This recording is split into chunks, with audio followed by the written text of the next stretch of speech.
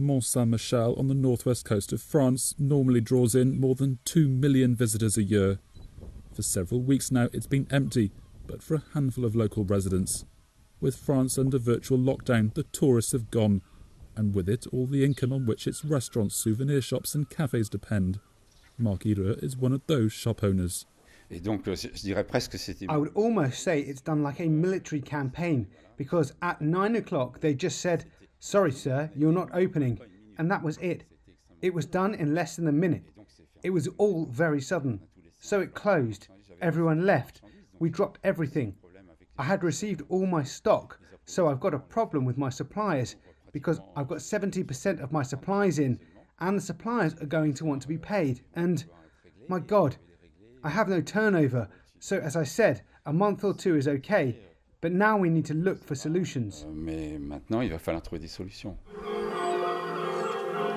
There are no tourists, but the bells still ring out atop the abbey, founded in the 10th century.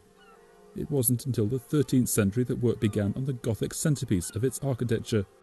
Tourists began swarming to the abbey and the village that arose in the shadows of its walls in the 1980s, after it was designated a World Heritage Site. It'll be a while before they return. There'll be no easing of the restrictions on public life here until at least May the 11th. And even then it's unclear when France will reopen its borders and allow the tourism sector to thrive once again.